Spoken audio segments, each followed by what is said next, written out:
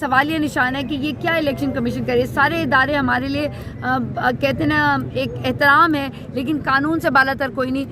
Election commission फैसला करने का कोई हक नहीं रखती, वो अदालतों में होते हैं। सो अदालतों के फैसले अदालतों में होने चाहिए। और ये सब करने का मकसद है कि जैसे मरियम नवाज ने कहा था कि जनाब आपको ज़ीरो पे लाना पड़ेगा क्योंकि नवाज शरीफ और इमरान खान।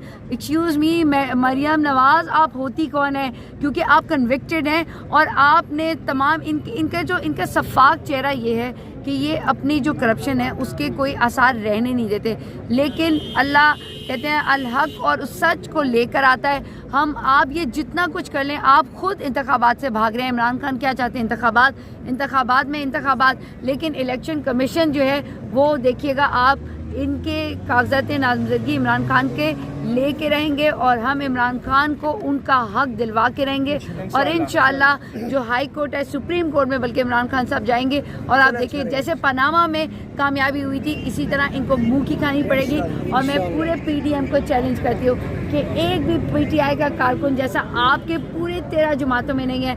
हमने कानून तोड़ना नहीं, पीडीएम हमने आपको छोड़ना नहीं। अच्छा, आज जो एक एहलकार ने फायरिंग भी की, इसके हवाले से क्या? नहीं, एहलकार ने फायरिंग नहीं की। यहाँ पर पूरा तमाशा करने की कोशिश की जा रही थी और नवाज शरीफ वाले लोग आके इंतशार पे लाने की कोशिश करते। मैं खुद यहाँ पे मौजूद थी। हमारी पूरी कोशिश थी कि हम अपना हक और जो आवाज़ है वो उठाएं। इसी वजह से 25 मई को जो इमरान खान ने क्या कहते हैं रोका था सबको और एक खून खराबे से हटाया था। ये लोग तो चाहते हमेशा से, जब लॉकडाउन हुआ था तब भी ये चाहते थे खून खराबा हो जाए। फिर उसके बाद ये कहते थे जब तक कोई